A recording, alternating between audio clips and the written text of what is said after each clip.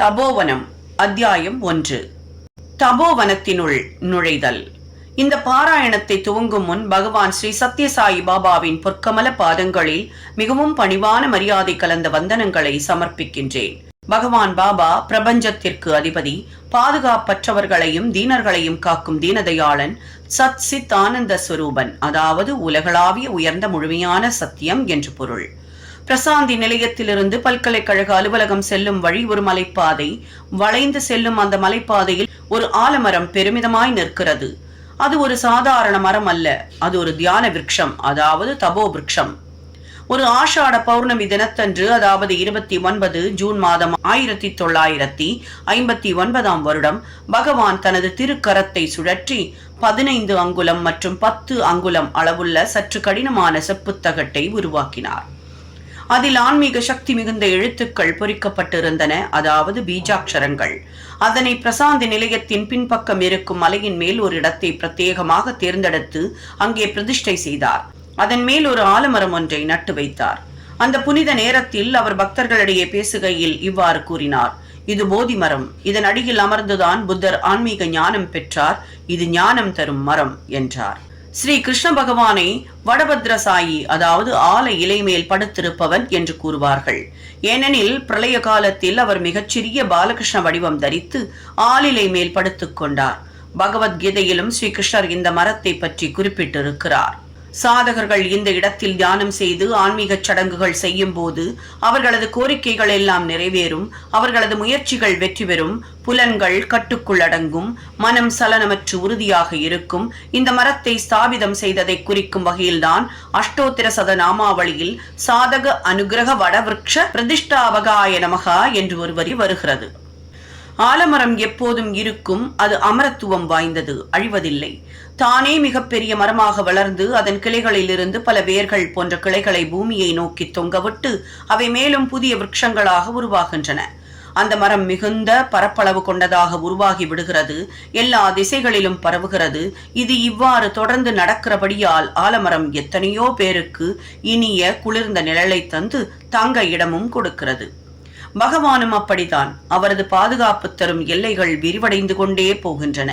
அமைதியையும் சந்துஷ்டியையும் மனித குலம் முழுமைக்கும் தருகிறார் என்பதை ஏற்றுக்கொள்வதில் நம்மில் எவருக்கும் தயக்கமில்லை. இந்த தபோ விருட்சம் நிச்சயம் ஒரு கல்ப விருட்சம்தான். இதற்கும் பகவானுக்கும் எந்த ஒரு வேறுபாடும் கிடையாது. எவரெல்லாம் மிக துன்பப்பட்டு வாழ்க்கையின் ஏற்ற தாழ்வுகளில் அடிபட்டு களைப்படைந்து போகின்றனரோ, எவருக்கெல்லாம் ஆன்மீக தேடல்களும் ஆர்வமும் இருக்கின்றதோ, எவர் மிக தூய்மையான ஒன்றை விரும்புகிறாரோ, ஆன்மீக தெளிவை நோக்கி நடை பயிலுபவர்களாக எல்லோரும் பகவான் சாயியின் பாதங்களின் அடியில் விழுந்து மிக உயர்ந்த அமைதியை அடைகிறார்கள். மனதில் குழப்பமற்ற சமநிலை அடைகின்றனர். உண்மையில் சொல்வதானால் பகவான் பாபாவே ஒரு தப விருட்சம். அனைத்து ஆன்மீக சாதனைகளும் முழுமை அடைவது அங்கேதான். பிரசாந்தி நிலையமே ஒரு தபோவனம்தான். அப்போது பிரசாந்தி நிலையம் கட்டப்படவில்லை, கட்டவே ஆரம்பிக்கவில்லை. அங்கிருந்த கற்பாறைகள் நிறைந்த நிலத்தில் பகவான் நின்றிருந்தார். அவர் வாயிலிருந்து தீர்க்க தரிசனம் நிறைந்த வார்த்தைகள் வெளிவந்தன. வெகு சீக்கிரத்தில் இந்த பகுதி ஷிரடி போல, திருப்பதி போல, வாரணாசி போல மாறப்போகிறது. ஆயிரக்கணக்கான யோகிகளும் சந்நியாசிகளும் சாதகர்களும் இந்த இடத்திற்கு தெய்வீக அமைதியையும் முக்தியையும் விரும்பி வருவார்கள். இந்த இடத்திலிருந்து உலகளாவிய நிகழ்ச்சியான சனாதன தர்மத்தை மீண்டும் நிலை நிறுத்தும் பணி நிகழப்போகிறது. பல கோடிக்கணக்கான மக்கள் உலகின் பல பாகங்களிலிருந்து இந்த இடத்தை தேடி என்னை காண வரவிருக்கிறார்கள். அந்த கூட்டத்தின் கடைசியில் நின்றிருப்பவர்கள் தங்கள் கழுத்துக்களை உயர்த்தி என்னை ஒரு முறையாவது பார்த்து விட மாட்டோமா என ஏக்கப்படுவார்கள். அப்படி நான் அவர்கள் பார்வையில் பட நேர்ந்தால் ஒரு வினாடி நேரம் இந்த திரவு உடையின் ஆரஞ்சு வர்ணம் புலப்படும். அவர்கள் தங்களுக்கு கிடைத்த பாக்கியத்தை எண்ணி மகிழப் போகும் காலம் வரப்போகிறது. சுவாமி இவ்வாறு கூறிய மிகச்சிறிய காலத்திலேயே பிரசாந்தி நிலையம் உருவாக துவங்கியது.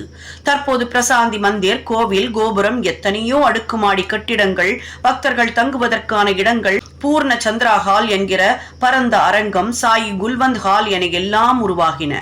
கூடிய சீக்கிரத்திலேயே பிரசாந்தி நிலையம் ஒரு தனி நகரமாக, அதாவது டவுன்ஷிப்பாக அறிவிக்கப்பட்டது. பகவான் பாபாவின் வார்த்தைகளில் இந்த இடத்தில் ஒவ்வொரு மனித பிறவியும் மிக உயர்ந்த ஆன்மீக அமைதியை அனுபவிக்கலாம். இது ஒரு கோவில், அதே நேரத்தில் இது ஒரு சர்ச். யூத மக்களின் தேவாலயம் என ஒவ்வொருவருக்கும் அவரவர்கள் தேவைப்படி தன்னை மாற்றிக்கொள்ளும்.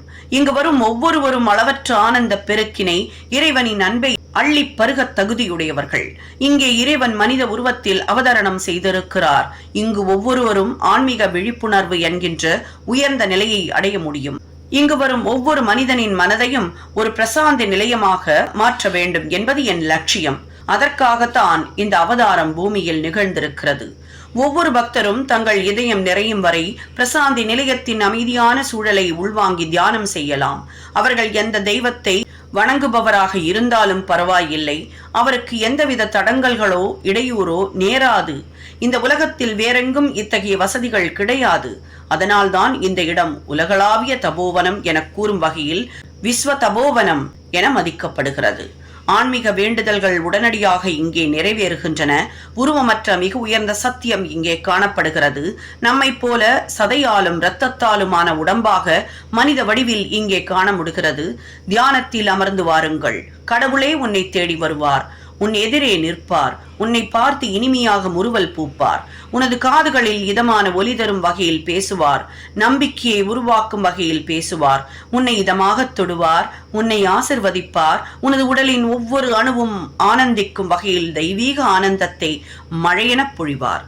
முந்தைய பிறவிகளில் சேர்ந்த நல்ல அதிர்ஷ்டமும் நற்செயல்களும் தான் தபோவனத்தினுள் ஒருவனை நுழையச் செய்யும் வாய்ப்பினை நல்குகிறது. அதனால் தான் பகவான் கூறுகிறார், எனது சங்கல்பம் இன்றி யாராலும் புட்டபர்த்தி மண்ணில் கால் பதிக்க முடியாது. யாராலும் வெறும் வாய்ப்பாகவோ அன்றி தற்செயலாகவோ புட்டபர்த்தியை அடைய முடியாது. இது முற்றிலும் உண்மை. ஆயிரக்கணக்கில் பல்லாயிரக்கணக்கில் பக்தர்கள் புட்டபர்த்தியை அடைந்து அங்கே ஆர்வமாக தமது அமைதியற்ற மனதிற்கு ஆறுதல் தேடுகிறார்கள். அவர்கள் எங்கிருந்தெல்லாமோ வந்து கொண்டிருக்கிறார்கள். அங்கே இருந்து நீண்ட தொலைவிலிருந்து என பற்பல கண்டங்களிலிருந்தும் நாடுகளிலிருந்தும் வருகிறார்கள். அவர்களது இனமும் மதமும் வெவ்வேறானவை. பற்பல மொழிகள் பேசுகிறார்கள். பின்னர் அவர்கள் திரும்ப செல்லும் போது அமைதியுடனும் ஆனந்தத்துடனும் செல்கிறார்கள். முந்தைய பிறவிகளில் அவர்கள் செய்த ஆன்மீக சாதனைகளின் பரிசுகளை அவர்கள் பெற்று அனுபவிக்கிறார்கள். இறைவனுடன் நேரடி தொடர்பு என்கிற பெரிய பரிசினை அவர்கள் புட்டபர்த்தியில் பெறுகிறார்கள். பகவான் ஸ்ரீ சத்ய சாயிபாபா அவர்கள் மீது பொழியும் ஆசிகளில் அவர்கள் ஆனந்தத்தில் திளைக்கிறார்கள். அதற்கு முன் ஆன்மீக சாதனைகள் எதையும் செய்யாதவர் கூட பகவானை பார்த்த பிறகு ஆன்மீக சாதனைகள் செய்ய தூண்டப்படுகிறார்கள். அதற்கான உணர்வுகள் அவர்கள் உள்ளே பெருகுகின்றன. இதனை சாதாரணமாக கவனித்தாலே புரியும். இதற்கென பிரயாசைகள் எடுக்க தேவையில்லை. அத்தகைய பற்பல காரணங்களால் இந்த புத்தகம் தபோவனம் என பெயரிடப்படுகிறது. தியானத்திற்குகந்த நந்தவனம் எனவும் கூறலாம். எப்போதும் கருணை மிகுந்த பகவான் இந்த அடக்கமான முயற்சியை ஆசிர்வதித்திருக்கிறார். பிரணவம். புட்டபர்த்தி என்கின்ற புண்ணிய கஷேத்திரம் மிக அழகான மலைகளால் சூழப்பட்டிருக்கிறது. அது மிகவும் அமைதியான ஆழமான மனம் மயக்கும் சூழலை உருவாக்குகிறது. பெரிய ரிஷிகளும் முனிவர்களும் அங்கே தியானம் செய்வதாகத்தான் ஒருவர் நினைக்க முடியும். பாருங்கள், இது பிரம்ம முகூர்த்த வேளை. விடுவதற்கு முன் குளிர்ந்த புத்துணர்ச்சி ஊட்டும் காற்று மெல்ல தவழுகிறது. பறவைகள் எழுந்து விட்டன. மிக இனிமையான இதம் தரும் ஒலிகளை எழுப்புகின்றன. பிரசாந்தி நிலைய வளாகம் காலை 4:40 மணி. 12 முறை பெரிய மணி ஓசை நிதானமாக அடிக்கிறது. தெய்வீக தர்பாரின் அன்றாட நிகழ்ச்சிகளை துவக்கும் அறிவிப்பு அது. பக்தர்கள் மெதுவாக நகர்ந்து சரியான வரிசைகளில் சென்று அமர்கிறார்கள். காலை 4:50 மணி. மீண்டும் 5 முறை ஒலிக்கிறது. வரிசையில் உட்கார்ந்திருப்பவர்கள் மௌனமாக நகர்ந்து பிரார்த்தனை ஹாலுக்குள் செல்கிறார்கள். பஜன் ஹால் நிறைந்ததும் விளக்குகள் அணைக்கப்படுகின்றன. கதவுகள் மூடப்படுகின்றன. இப்போது நேரம் சரியாக 5 மணி ஒலிக்கிறது. கூடியிருந்த பக்தர்கள் ஒரு ரிதத்தோடு ஓம்காரத்தை உரத்து உச்சரிக்கிறார்கள். ஓம்காரம் பிரபஞ்ச ஒலி. ஒழுங்கான ஒற்றுமையுடனும் அளவான ஓசைகளுடனும் சொல்லப்படுகிறது. ஓங்காரம் என்பது தனிப்பட்ட ஆத்மாவை பரமாத்மாவுடன் இணைக்கும் வல்லமை பெற்றதாக கருதப்படுகிறது. பண்டை கால ரிஷிகள் இந்த உலகத்திற்கு ஓங்காரத்தை மகா மந்திரமாக பரிசளித்திருக்கிறார்கள். அதாவது மிக புனிதமான மிகுந்த சக்தி வாய்ந்த மந்திரம். ஓம். இது ஏக அக்ஷரம் பிரம்மா. ஒரே அக்ஷரமான ஓம் என்பதே தெய்வீக தத்துவம் என போற்றப்படுகிறது. ஓம் என்ற சொல்லில் 3 வித ஒலிகள் இணைந்திருக்கின்றன. ஆ, உ, மா. இந்த 3ம் இணைந்தது ஓம்.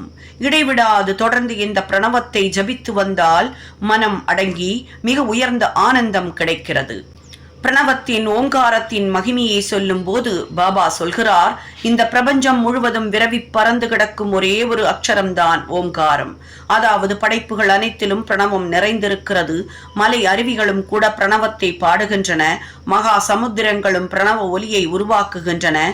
ஏன், நாம் உள்ளிழுத்து வெளிவிடும் மூச்சும் கூட பிரணவம்தான். உடலால் உழைப்பவர்களும் பல்லக்கு தூக்குபவர்களும் மிக அதிகமான எடை தூக்குபவர்களும் துணி துவைப்பவர்களும் என அனைவரும் தங்களுடைய நரம்புகளை தளர்த்தி கொள்ளவும் தங்களது களைப்பை குறைத்துக் கொள்ளவும் கூட தாளகதியோடு ஓங்காரத்தை இசைக்கிறார்கள். இவ்வாறு இருக்கையில் ஒருவன் பிரணவத்தை அதன் முழு அர்த்தத்தையும் மகிமையையும் தெரிந்து உரைப்பானையாகில் அவனது முந்தைய ஜென்மங்களில் சேர்த்து வைத்த பாவ மூட்டைகளையும் அழித்து பிறப்பு இறப்பு என்கிற சுழற்சியிலிருந்து விடுபடுவான் என்பது நிச்சயம். ஒரு ரயில் இன்ஜினில் இணைக்கப்பட்ட பெட்டிகள் முன்னே நகருவது போல எல்லா மந்திரங்களும் சக்தி வாய்ந்ததாகவும் பலன் அளிப்பதாகவும் ஆக ஓம் என்ற பிரணவத்தை முதலில் அவற்றுடன் இணைக்க வேண்டும். பிரணவத்தினை மட்டுமே கூறி வந்தாலும் வேதங்களின் சாரங்கள் அனைத்தையும் கூறியதாக தான் ஆகிறது. அத்தகைய சக்தி வாய்ந்த எல்லாவற்றிற்கும் சக்தியினை அளிக்கின்ற உயர்ந்த ஆனந்தமயமான ஓங்காரம் பிரசாந்தி நிலையத்தில் இப்போது 21 முறை முழங்குகிறது. அதிலிருந்து வெளிப்படும் ஆன்மீக அதிர்வுகள் அதிகாலையில் அலை அலையாக வீசும் காற்றினில் பரவி பிரபஞ்சம் முழுவதிலும் ஆன்மீக துடிப்புகளை உருவாக்குகின்றது.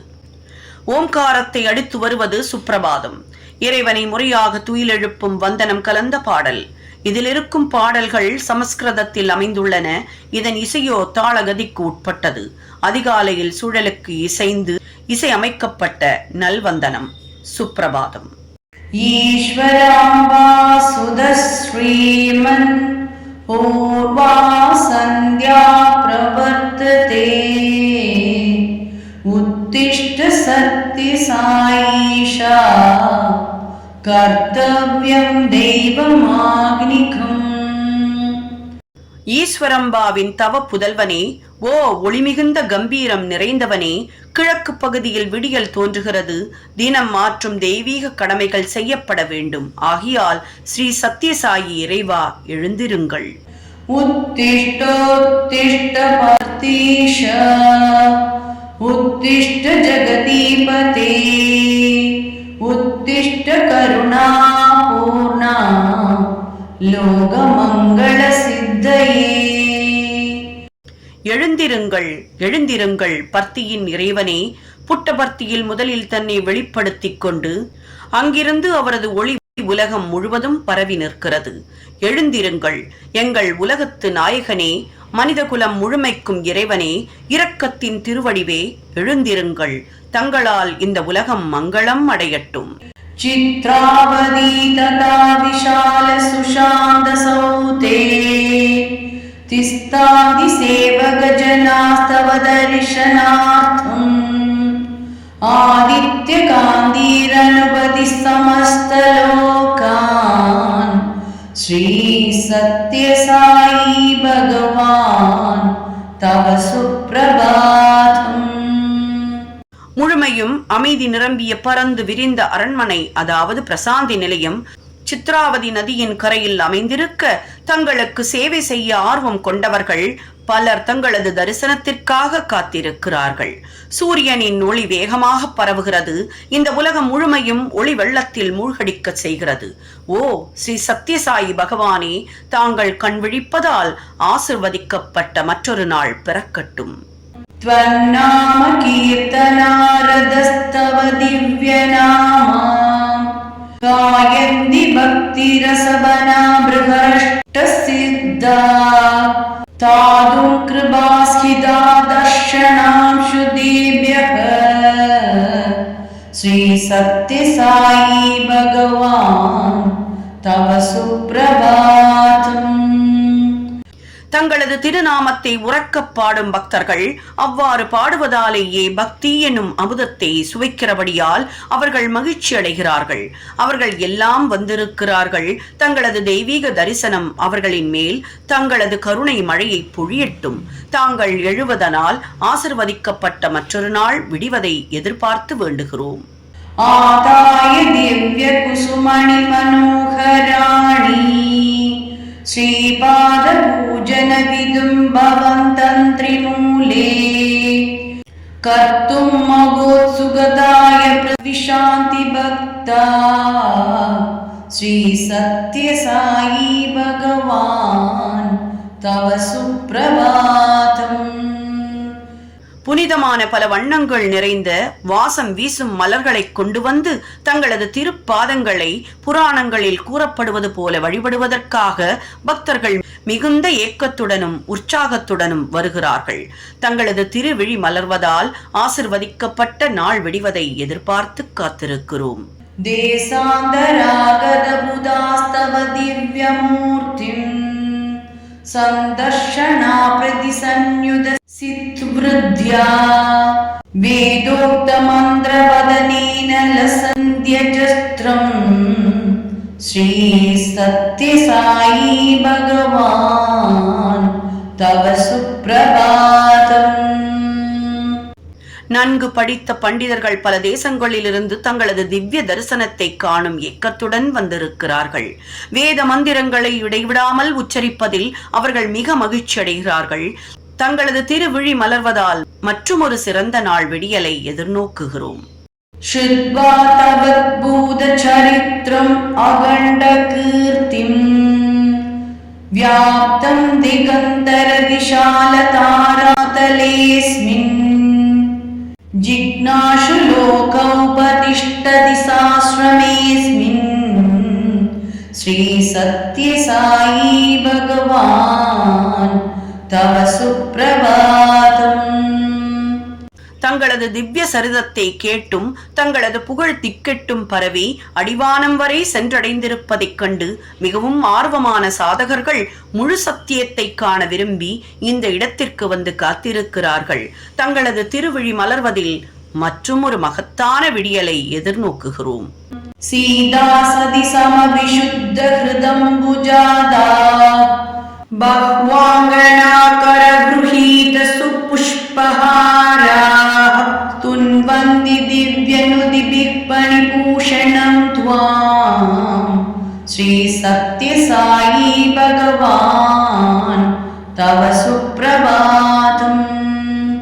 சீதைக்கு சமமான ஸ்திரீ பக்தர்கள் இதய தாமரைகளும் அவற்றின் இதழ்களும் இந்த உலக பந்தங்களில் சிக்கிவிடாமல் எப்படி சூரியனை கண்டு மலர்கின்றனவோ அப்படிப்பட்ட இறைவனான உங்களது பெருமைகளை புனித மந்திரங்களால் பாடி மிக அழகான மலர் மாலைகளை தங்கள் கரங்களில் வைத்துக் கொண்டு காத்திருக்கிறார்கள்.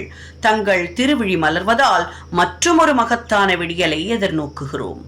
சுப்ரபாதம் இதம் புண்ணியம் ஏ பதந்தி தினே தினே தேவி சந்தி பரந்தாம ஞான விஞ்ஞான சோபிதாஹ. எவரெல்லாம் இந்த சுப்ரபாதத்தை தினந்தோறும் இசைக்கின்றனரோ அவர்கள் மிக உயர்ந்த நிலையை அடைவார்கள். உன்னத ஞானமும் மிக உயர்ந்த மெய்ப்பொருள் விளக்கமும் தெள்ளத் தெளிவாக பெறுவார்கள்.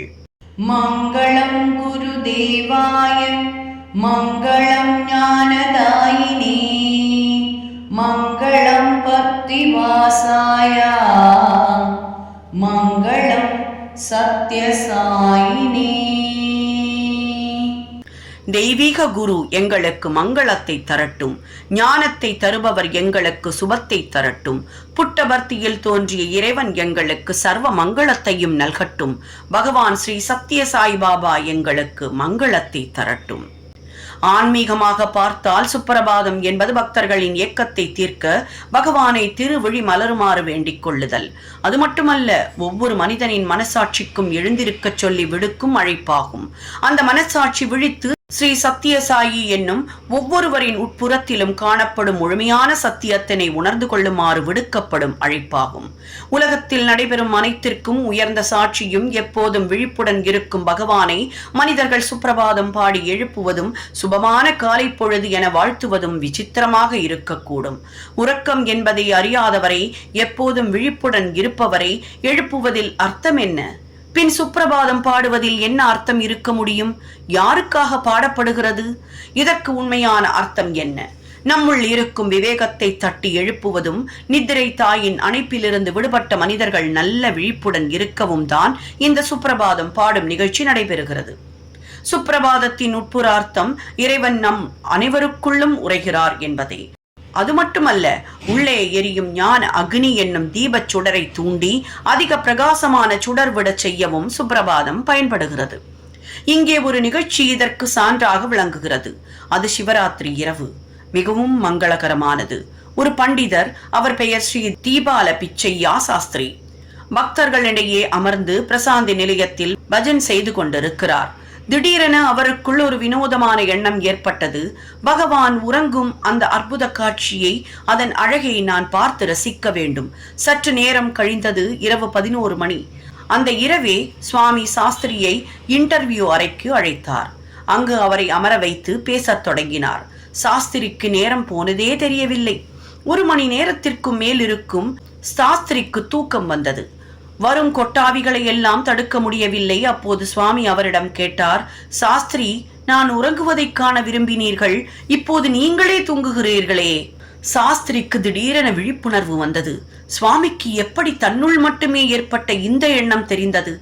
பாபா அமைதியாக அவரை பார்த்து கூறினார், சாஸ்திரி, நான் மட்டும் தூங்க ஆரம்பித்தால் நீ மீண்டும் எழுவது எப்படி? சாஸ்திரிக்கு இது மிக ஆச்சரியமாகிவிட்டது. இறைவன் எப்போதும் விழித்திருக்கிறான், வெளிப்படையாக செயலாற்றுகிறான். எந்த காரணம் கொண்டும் நாம் இதனை மறக்க கூடாது. நகர சங்கீர்த்தனம். சுப்பிரபாதத்திற்கு பிறகு இப்போது நகர சங்கீர்த்தனத்திற்கான நேரம். இது பக்தர்கள் குழுக்களாக கூடி பஜன் பாடல்களை பாடியபடி தெருக்களில் வலம் வருவர்.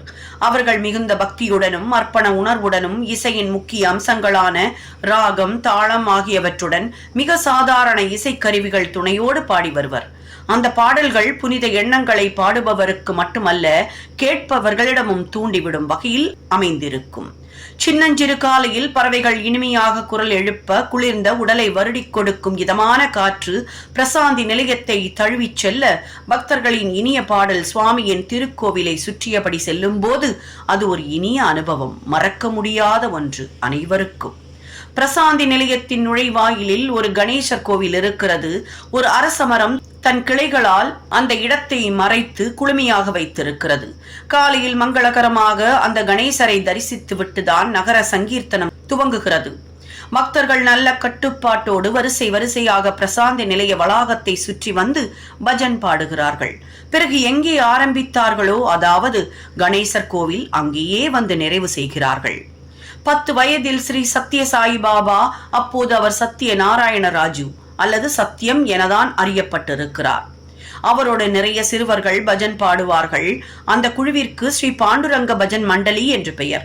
மனமயக்கும் அழகான சத்தியத்தினால் கவரப்பட்டு அந்த குழுவும் தங்களுக்கென ஒரு குறிப்பிட்ட உடையணிந்து கைகளில் கொடிகள் ஏந்தி கிராமம் முழுவதும் சுற்றி வருவர். நகர சங்கீர்த்தன குழு தெரு தெருவாக இசைக்கருவிகளின் ஒலியோடு இசைந்த வண்ணம் பஜன் செய்து வருகிறார்கள். ஒரு உயர்ந்த பீடம் அமைத்து அதில் விளக்கேற்றி பூமியில் ஸ்திரமாக வைத்துவிட்டு பெரிய வட்டமாக அதனை சுற்றி இனிய பாடல்களை தாளம் தவறாது மனமுருகி பாடிய வண்ணம் வலம் வருவர். எப்போதாவது புட்டபர்த்தியை சுற்றி இருக்கும் சில கிராமங்களில் காலரா, பெரியம்மை போன்ற தொத்து வியாதிகள் ஏற்பட்டு கிராம மக்களை சின்னா பின்னம் அடைய செய்துவிடும். ஆனால் புட்டபர்த்தியில் இருப்பவர்களோ ஆரோக்கியமாகவும் மகிழ்ச்சியாகவும் இருந்தனர். புட்டபர்த்தி மக்கள் சத்தியத்தின் பஜன் மண்டலி செய்து வரும் ஆன்மீக செயல்கள்தான் தங்களை அத்தகைய நோய் நொடிகளிலிருந்து காப்பாற்றுகின்றன என்று திடமாக நம்பினர். வெகு சீக்கிரத்தில் அக்கம்பக்கத்து கிராம மக்களும் சத்தியம் பஜன் மண்டலியை தங்கள் கிராமத்திற்கும் வந்து பஜன் செய்ய வேண்டும் என்று அழைப்பு விடுக்க துவங்கினார்கள். அவ்வாறு அவர்களது கிராமங்களும் புனிதம் அடைந்ததும் நோய் நொடி எதுவும் இல்லாமலும் அகால மரணங்கள் ஏற்படாமலும் ஆரோக்கியமாக வாழத் தொடங்கினர். ஸ்ரீ சத்தியம் அன்று விதைத்த ஆன்மீகம் என்ற சிறிய செடி இன்று மிகப்பெரிய அளவில் உலகமெங்கும் பறந்து விரிந்து ஸ்ரீ சத்திய சேவா சமிதிகளாக, ஆன்மீக மையங்களாக மலர்ந்து நகர சங்கீர்த்தனங்களும் பஜன்களும் என உலகத்தின் எல்லா நாடுகளிலும் நடைபெற்று வர காரணமாக இருக்கிறது. சந்தர்ஷன். நகர சங்கீர்த்தனம் முடிவடைந்தது. இப்போது சந்தர்ஷனுக்கான, அதாவது மக்களுக்கு பகவான் தரிசனம் அளிப்பதற்கான நேரம். ஆர்வமுள்ள பக்தர்கள் அமைதியாக தரிசன ஹாலுக்கு சென்று வரிசை தவறாமல் அமர்ந்து கொள்கின்றனர். இதற்கிடையில் கோவிலை சேர்ந்த அர்ச்சகர்கள் 2 தெய்வீக திருவடிகளுக்கும் வழிபாடு நடத்துகின்றனர். ஒன்று விநாயக பெருமான், 2வது சுப்பிரமணிய கடவுள். இந்த 2 கோயில்களும் பிரசாந்தி நிலைய நுழைவாயிலேயே அமைந்திருக்கின்றன. இந்த தெய்வீக விக்கிரகங்களுக்கு அபிஷேகம் செய்வித்துவிட்டு புஷ்பங்களாலும் மாலைகளாலும் அலங்கரிக்கின்றனர். அதன் பின்னர் அர்ச்சனை செய்துவிட்டு கற்பூர ஆரத்தியும் காட்டப்படுகிறது. இப்படி காலை நேரம் முழுவதும் வேத மந்திரங்களின் ஒலி எங்கும் காற்றில் பரவுகிறது. இப்போது அனைவரும் நன்கு ஒழுங்குபடுத்தப்பட்ட வரிசைகளில் அமர்ந்து கொண்டு பகவானின் வருகையை ஆர்வத்தோடு எதிர்நோக்கி காத்திருக்கிறார்கள். பகவான் மனித திருவடிவத்தின் அப்பழுக்கற்ற குறைகளே இல்லாத அம்சம். உலகம் முழுவதையும் தன் கருணை பார்வையால் வசீகரித்து அவர்களை காக்கும் தெய்வம். அந்த தெய்வத்தின் வருகையை எதிர்பார்த்துதான் ஆர்வம் அடங்காத பக்தர் கூட்டம் அடங்கி அமர்ந்திருக்கிறது. அந்த திருக்கூட்டத்தில் பலர் வெளிநாடுகளிலிருந்து வந்தவர்கள், வெவ்வேறு மத நம்பிக்கை கொண்டவர்கள், பற்பல வழிபாட்டு முறைகளை அனுசரிப்பவர்கள் என ஒரு விசித்திரமான கலவை காணப்படுகிறது. இருப்பினும் இங்கு அனைவரும் ஒன்றே. அனைவரும் மிக ஆர்வத்தோடு காத்திருக்கின்றனர். இதே தரிசன நிகழ்ச்சி தினந்தோறும் நடந்தாலும் பக்தர்களின் ஆர்வம் மட்டும் என்றும் குறைவதில்லை. முழுமையும் கருணை மிகுந்த, எப்போதும் மன்னித்தருளும் பகவான் ஸ்ரீ சத்யசாயி பாபாவின் வரவை ஆவலோடு எதிர்நோக்கி அமர்ந்திருக்கிறார்கள். 2 மணி நேரம் கடந்துவிட்டது. ஆனால் இதுவரை சுவாமி வரவில்லை. ஏதாவது ஒரு பக்தன் தனது தாங்க முடியாத கஷ்டத்தில் இருந்து காத்தருளும்படி சுவாமியை வேண்டி கதறுகிறானா? ஓ சாயி என்று அவன் கூப்பிட்ட மறுகணம் பகவான் அவன் முன் தோன்றியிருப்பார்.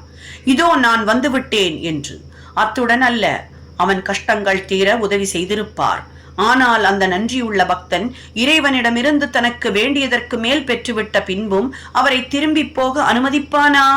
ஆனந்த கண்ணீரில் மெய்மறந்து தனது அன்பு சாயியின் மலர் பாதங்களில் நன்றி கலந்த கண்ணீரை சிந்தி பாதங்களை கழுவி இருக்க மாட்டானா? அது சுலபமாக கிடைக்கக்கூடிய வாய்ப்பா? அதுதான் காரணமாக இருக்கக்கூடும் பகவான் வர காலதாமதமாவதற்கு. பகவான் இதுவரை வரவில்லை. இல்லாவிட்டால் சாயி எப்போதும் தனக்காக வலியையும் வேதனையையும் பொறுத்தபடி காத்து கிடக்கும் ஆயிரக்கணக்கான பக்தர்களை என்றும் அலட்சியம் செய்ய மாட்டார். ஹாங், அங்கே இனிமையான புல்லாங்குழல் ஒலி கேட்கிறது. அது சுவாமியின் வருகையை குறிக்கும் பரமானந்த ஒலி. ஆயிரக்கணக்கான தலைகள் சூரியன் வரவை நோக்கும் சூரியகாந்தி பூக்களைப் போல சுவாமி வரும் பாதையை நோக்கி திரும்புகின்றன. கண்கள் முதல் தரிசனத்தை பார்த்துவிட வேண்டும் என்று வழிமேல் விடிவைத்து காத்திருக்கின்றன. அவர்களால் தொலை தூரத்தில் தெரியும் சிகப்பு நிற கீற்றை காண முடிந்ததா? அதுதான் பகவான் வரும் மார்க்கத்தை குறிக்கிறது. பகவான் முழுவதும் முழுமையானவர். அவரே சத்தியம். ஏகம் சத் விப்ரா பகுதா வதந்தி. அவர் ஒருவரே முழுமையான சத்தியம். அது எத்தகைய மகோன்னதமான காட்சி! கண்ணை பறிக்கும் ஒளியுடன் எரியும் நெருப்பு ஜுவாலையின் வண்ணத்தில் அமைந்த உடையணிந்து, கருணையும் இரக்கமும் மனித வடிவெடுத்து அருளின் திருவடிவாய் வார்த்தைகளால் விவரிக்க ஒண்ணாத புன் உருவலை மழையாய் பொழிந்த வண்ணம் பகவான் ஸ்ரீ சத்யசாயி மெதுவாக நடந்து உள்ளே வருகிறார்.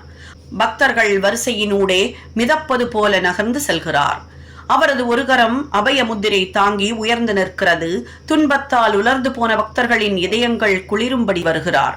எத்தனையோ பக்தர்களின் நீட்டிய கரங்களில் இருக்கும் கடிதங்களை மிக லாவகமாக எடுத்துக் கொள்கிறார். சிலருக்கு மிக விசேஷமான பாத நமஸ்காரத்தை அளிக்கிறார். சிலருக்கு அவரது கையசைப்பில் உருவாகும் விபூதி கிடைக்கிறது. சிலரை மிருதுவாக தொடுகிறார். இன்னும் சிலருக்கு அபயஹஸ்தம் காட்டி அருள் புரிகிறார். இந்த காட்சிகள் எல்லாம் வார்த்தைகளுக்குள் அடங்கி வர்ணிக்க கூடுபவையா?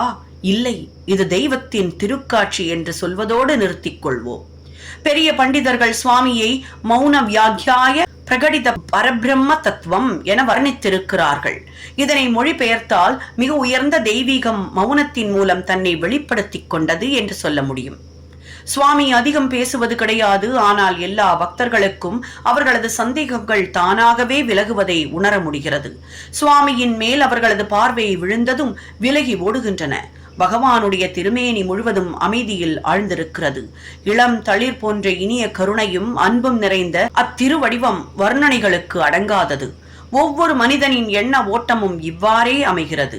எத்தனை நாட்கள், வருடங்கள் நான் இந்த கணத்திற்காக, சுவாமியின் தரிசனத்திற்காக ஏங்கி இருக்கிறேன். எப்போதும் கருணையால் நிரம்ப பெற்ற தெய்வம் என்னை நெருங்குகிறார். அவரது திரு உடல் என் அருகே வருகிறது. எனது கரங்களுக்கு அருகே அவரது உடல். எனது கண்கள் இந்த மகோன்னதமான காட்சியைக் கண்டு திருப்தி அடையட்டும். ஆனந்த கண்ணீர் வெளிப்பட்டு என் பார்வையை மறைக்க கூடாதே. எத்தனையோ வருடங்களாக ஏங்கி ஏங்கி கிடந்த இந்த மனதிற்கு பித்து பிடித்து விட்டது. இதோ அந்த ஆசிர்வதிக்கப்பட்ட தருணம். தெய்வீக அழகு எனக்கு மிக அருகே வந்துவிட்டது. எனது கண்களும் மனமும் இந்த விருந்தை அருந்தட்டும். இத்தனை நாட்களாக காத்திருந்த என் உடல் தொடு உணர்ச்சியே இழந்து விட்டது. இதோ இறைவனின் தாமரை பாதங்கள், அவை என்னால் தொடக்கூடிய அளவு அருகில் இருக்கின்றன. அந்த தெய்வீக பாதங்களை இப்போதே ஸ்பரிசித்து என் உடல் தன் இழந்த வலிமையை திரும்ப பெறட்டும். ஓ இல்லையே, எனது உடல் அசைய மறுக்கிறதே, எனது நாக்கும் கூட அசையாமல் நிற்கிறது. பகவானுடன் பேசும் சக்தியற்று காணப்படுகிறது. எல்லாமே என் கண்கள், மனம், உடல், ஏன் என் நாவும் கூட இந்த முக்கியமான தருணத்தில் எனக்கு உதவ மறுக்கின்றன. கண்ணீர் என் விழிகளில் நிரம்பி பார்வையை தடுக்கிறது. எனது நாவு ஏனோ கட்டுப்பட்டு விட்டது. மிக அதீதமான மகிழ்ச்சியில் எனது உடலும் கூட தன்னையே மறந்து விட்டது. சாயி பகவானின், அதாவது பர்சனாலிட்டி, ஆளுமை அத்தகைய சக்தி வாய்ந்தது. அவரை ஒருமுறை பார்த்ததுமே எப்போதும் கருணை ததும்பும் அந்த திருவடிவத்தின் காட்சி ஒருவனை இணை சொல்ல முடியாத ஆனந்தத்தில் ஆழ்த்தி மனதை சமநிலைப்படுத்தி சலனமற்ற நிரந்தரமாக நிலைத்திருக்கும் உட்புற அமைதியை அளிக்கும் வல்லமை பெற்றது. நாம் பகவான் பாபாவின் மேல், அவரது திருவடிவத்தின் மேல் கண்களை பதித்ததும் அவரது தெய்வீகத்தை பற்றி அவரே ஒருமுறை கூறியது காதுகளில் ஒலிக்கிறது. நான் சங்கல்பித்தேன், அவர் ஒருமுறை அறிவித்தார். எனது மகிழ்ச்சிக்காக இந்த பரந்த பிரபஞ்சத்தை படைக்க விரும்பினேன். அதற்கு முன் என்னை புரிந்து கொள்வார் யாரும் இல்லை. நான் சங்கல்பித்தேன், அவ்வளவுதான். மலைகள் எழுந்தன, நதிகள் பிரவாகித்தன, கீழே பூமியும் மேலே வானமும் உருவாகின, சமுத்திரங்கள் சுழன்று வந்தன, சூரியன், சந்திரன், பாலைவனங்கள் எல்லாம் வடிவெடுத்தன. அவை எனது இருப்பை வெளிக்காட்டின. மனிதர்கள், மிருகங்கள், பறவைகள் என எல்லா உயிரினங்களும் பேசத் துவங்கின, கேட்க துவங்கின, அங்கும் இங்கும் நகரத் துவங்கின. மனிதனுக்கு முன்னுரிமை தரப்பட்டது. மனித மூளையை நான் என்னுடைய பகுத்தறியும் விஞ்ஞானத்தால் நிரப்பினேன். எப்படிப்பட்ட தீர்மானமான, அசைக்க முடியாத அறிவிப்பு! என்ன விதமான எண்ணி பார்க்கவும் இயலாத சத்தியத்தின் வெளிப்பாடு! இந்த வார்த்தைகளை பற்றி நினைத்துக் கொண்டிருக்கும் போது நம்மையும் அறியாமல் நாம் ஆன்மீகத்தின் உச்சத்திற்கு உயர்த்தப்படுகிறோம். கூடியிருக்கும் ஜனங்களை தனது தரிசனத்தால் வசப்படுத்திவிட்டு பகவான் இப்போது வரிசையாக அமர்ந்திருக்கும் பள்ளி குழந்தைகளினூடே மந்திரின் வராந்தாவில் மெதுவாக நடந்து செல்கிறார். அவருடைய உடலுக்கு என்ன வயதானாலும் சுவாமி தனது பக்தர்களுக்கு சூரியனைப் போல தவறாத தரிசனம் தருகிறார். எத்தனையோ முறை நாம் அவருக்கு தரும் தொந்தரவுகளைக் கண்டு நாமே வருந்தி இருக்கிறோம். இதற்கிடையில் சுவாமி சில பேரை பிரத்யேகமாக இன்டர்வியூவுக்கு தேர்ந்தெடுக்கிறார். ஒவ்வொருவராக கோரிக்கை அறைக்கு உள்ளே அனுப்புகிறார். பிறகு தன் உதடுகளில் இனிமையான முறுவல் தவழ அவரும் உள்ளே செல்கிறார். காலை தரிசனம் முடிவுக்கு வருகிறது. ஜெய் சாய்ராம். தேவர்களும் கூட எனக்காக காத்திருக்கின்றனர். பக்தர்கள் மனங்கள் எல்லாம் பகவானை தரிசித்ததினால் உருவான உணர்வு பூர்வமான ஆனந்தம் நிறைந்திருக்கிறது. கண்களை மூடிக்கொண்டு நாம் சற்று முன் கிடைத்த மிகவும் உன்னதமான அனுபவத்தை, கண்ணை நிறைத்த அற்புதமான பகவானின் திருவடிவம் அளித்த தரிசனத்தை மிக தீவிரமாக தியானம் செய்கிறோம். ஒருமுறை பகவான் உரைத்த இனிய அருட்செய்தி நினைவுக்கு வருகிறது. என்னை தரிசிக்கும் பாக்கியம் பெற்ற பின் அமைதியும் தனிமையும் நிறைந்த ஒரு இடத்தை நாடுங்கள். உங்கள் மனதை சலனப்படாமல் உறுதியாக வைத்துக் கொள்ளுங்கள். அந்த முழுமையான அமைதியில் எனது வடிவத்தின் மேல் தியானம் செய்யுங்கள். என்னை நேரடியாக பார்த்தது உங்களுக்கென்று கிடைக்கப் பெறாத வாய்ப்பையும் அதிர்ஷ்டத்தையும் எண்ணி மகிழ்ச்சியில் திளையுங்கள். அப்போது உங்களுக்கு எனது அருளாசியின் முழுவதுமான நற்பலன்கள் கிடைக்கும். அத்தனை ஜனங்களுக்கிடையே நான் உன்னை கடந்து செல்லும் போது எனது தெய்வீக சக்தி உனது உடல் முழுவதும் பரவுகின்றது. அவ்வாறின்றி தரிசனத்திற்கு பின்னர் பேச துவங்கிவிட்டால் அந்த தெய்வீக சக்தி என்னிடமே திரும்பி வந்து விடுகிறது. அந்த சக்தியினால் உங்களுக்கு கிடைக்க இருந்த பலன் கிடைக்காமல் போய்விடுகிறது. எனது பார்வை யார் மீதெல்லாம் படுகிறதோ அவர்களிடம் ஒரு நல்ல உயர் மாற்றம் ஏற்படுகிறது. புதிய சக்தி உருவாகிறது. நாளாக நாளாக அந்த சக்தி அதிகமாகிறது. எனது தரிசனத்தினால் ஏற்படும் நல்ல பலன்களை ஒருபோதும் குறைத்து மதிப்பிடாதீர்கள். முந்தைய ஜென்மங்களில் நீங்கள் செய்த நற்செயல்களின் விளைவாக கிடைத்த இந்த வாய்ப்பை, என்னை தரிசனம் செய்ய கிடைத்த பாக்கியத்தை பற்றி சந்தேகப்படாதீர்கள். தேவர்களும் அதிதேவதைகளும் கூட எனது தரிசனத்திற்காக பொறுமையோடு காத்திருக்கிறார்கள். ஆனால் உங்களுக்கோ இந்த நற்பாகியம் தினந்தோறும் கிடைக்கிறது. இதெல்லாம் உங்கள் பூர்வ ஜென்ம புண்ணியம் என்பதை மறவாதீர்கள். சரியான நேரம் வரும்போது நான் உங்களுக்கு அளித்த ஆசிகள் தானாகவே மலர்ந்து பலன்களை கொடுக்கும். எத்தகைய அற்புதமான உறுதிமொழி! தேவர்களும் கூட எனக்காக காத்திருக்கிறார்கள். இந்த வார்த்தைகள் நமது நினைவுக்கு சில நிகழ்ச்சிகளை கொண்டு வருகிறது. பெத்த பொட்டு அம்மாவின் அனுபவம். ஷிர்டி சாய் பாபாவின் மேல் அதிக பக்தி வைத்திருந்தவர் திருமதி கலிசாரதா தேவி. ஷிரடி சாய் வாழ்ந்த காலத்தில் அவரோடு மிக அருகில் இருந்து தெய்வீகத்தை பல ஆண்டுகள் அனுபவித்த பாக்கியசாலி. ஷிரடி சாயி தனது உடலை நீத்து எல்லையில்லா பெருவழியில் கலந்து 20 வருடங்களுக்கு பிறகு ஒரு நாள் அவள் பகவான் ஸ்ரீ சத்யசாயி பாபாவை சந்திக்க நேர்ந்தது. அவர் அவளை புட்டபர்த்திக்கு வரும்படி அழைத்தார். அப்படி வந்தவருக்கு தங்க பிரசாந்தி நிலையத்திலும் இடம் அளிக்கப்பட்டது. பகவான் அவளை வேடிக்கையாக பெத்த பொட்டு என அழைப்பார். அதில் அன்பும் கலந்திருக்கும். பெத்த பொட்டு என்றால் பெரிய பொட்டு வைத்திருப்பவர் என அர்த்தம். ஏனென்றால் அவள் தனது நெற்றியில் குங்குமத்தை பெரிய பொட்டாக வைத்துக் கொள்வது வழக்கம். ஒரு நாள் பொழுது விடுவதற்கு முன்னர் புட்டபர்த்தியில் இருக்கும் தபோ விருட்சத்தின் அடியில் அமர்ந்து கண்களை மூடி தியானம் செய்து கொண்டிருந்தாள். இருளில் இன்னும் விலகாத நேரம். அவள் எதற்காகவோ கண்களை திறந்தாள். அப்போது நம்ப முடியாத சில காட்சிகளை காண நேர்ந்தது. சில தேவதைகள் பிரசாந்தி நிலையத்திற்கு மேல் இருக்கும் வானத்தில் அங்கும் இங்கும் நகர்ந்து கொண்டிருந்தனர். அவர்களிடமிருந்து வெண்ணிற பிரகாசம் வெளிப்பட்டு வான் முழுவதும் பரவியது. அவர்கள் கிழக்கு பக்கம் இருக்கும் மலைகளை நோக்கி பறந்து சென்றனர். அவர்கள் பார்க்க மிகவும் அழகாக இருந்தனர்.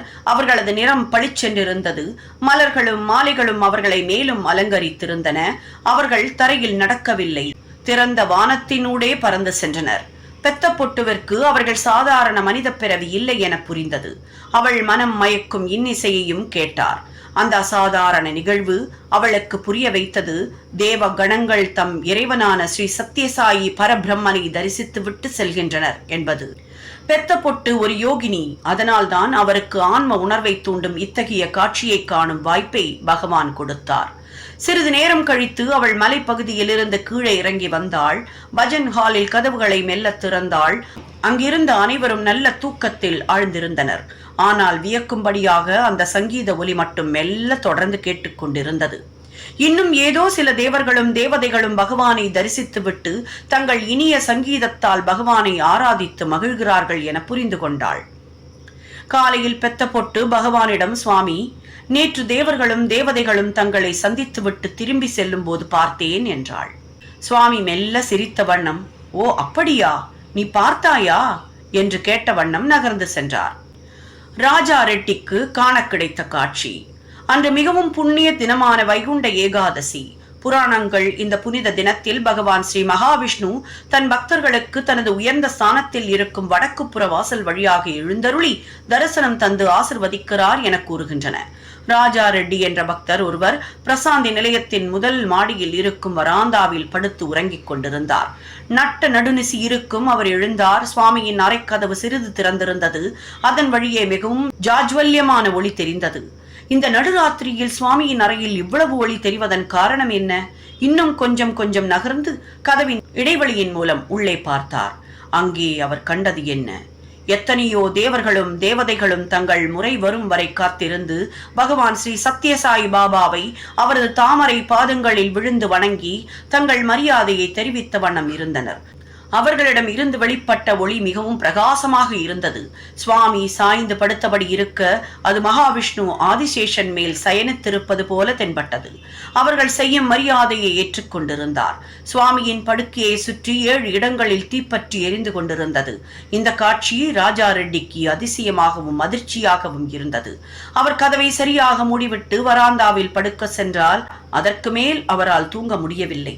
அடுத்த நாள் அவர் சுவாமியிடம் தனக்கு கிடைத்த அனுபவங்களை எடுத்துச் சொல்லி, சுவாமி, அவர்கள் எல்லாம் யார் என கேட்டார். சுவாமி அதற்கு, அவர்கள் எல்லாம் தேவர்கள், தேவதைகள், எனது தரிசனத்திற்காக வந்தவர்கள். 7 நெருப்பு பற்றி எரிவதை பார்த்தாயே, அவை சப்த ரிஷிகள். நான் என் ஆசிகளால் உன்னை காப்பாற்றியதால் நீ இன்னும் உயிரோடு இருக்கிறாய். இல்லை என்றால் நீ அந்த காட்சியை கண்ணுற்ற அடுத்த வினாடியே சாம்பலாகி இருப்பாய். ஸ்ரீ சத்யசாயி உண்மையிலேயே பரமாத்மாவின் மனித திருவடிவம். அவருக்கு எங்கள் அடக்கத்துடன் கூடிய வந்தனங்கள். பிரசாந்தி நிலையத்தின் நடவடிக்கைகளுக்கு மீண்டும் வருவோம்.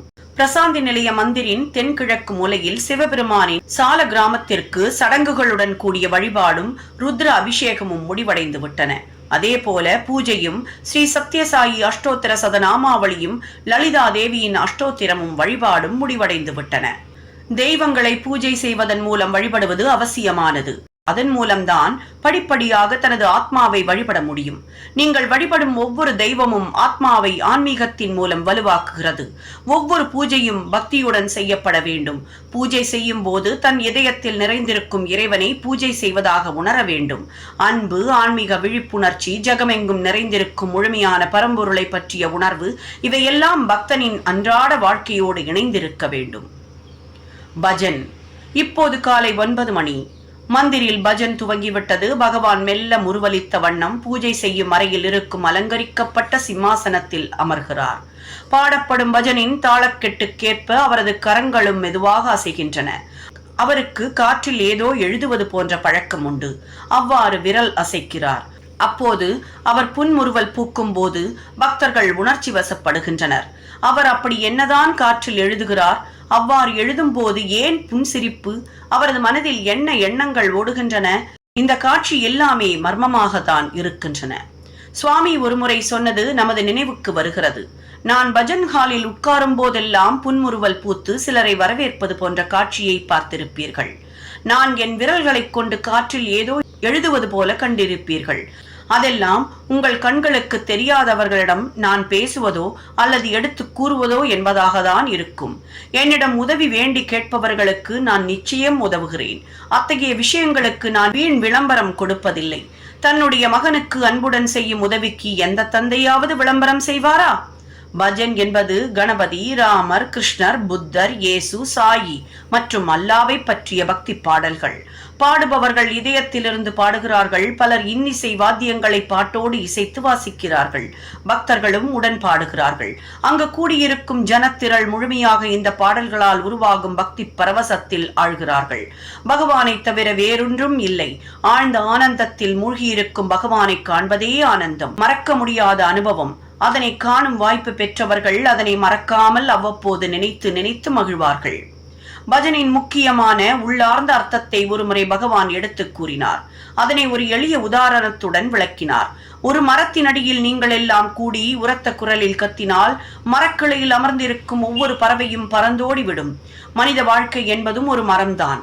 அதன் மேல் பல வகை பறவைகள் உட்கார்ந்து நம்மை திசை திருப்பும் ஒலிகளை எழுப்புகின்றன. அத்தகைய பறவைகள் எவை? காமம், குரோதம், லோபம், மோகம், மதம், மாச்சரியம் இவையெல்லாம் சேர்ந்து எழுப்பும் கலவையான ஒலியில் அவை உங்களது மன அமைதியையும் சமநிலையையும் கெடுக்கின்றன. நீங்கள் உரத்த குரலில் ராமா, கிருஷ்ணா, கோவிந்தா, நாராயணா என்று பாடினால் அத்தகைய தீய பறவைகள் பறந்துவிடும். உங்கள் மனம் தூய்மையாகும், இதயம் அமைதி அடையும். நாம் பகவான் பாபா பஜன் பற்றி கூறியதன் உட்பொருளை புரிந்து கொண்டு பஜன் செய்வதனால் கிடைக்கும் நன்மையை பெறுவோம்.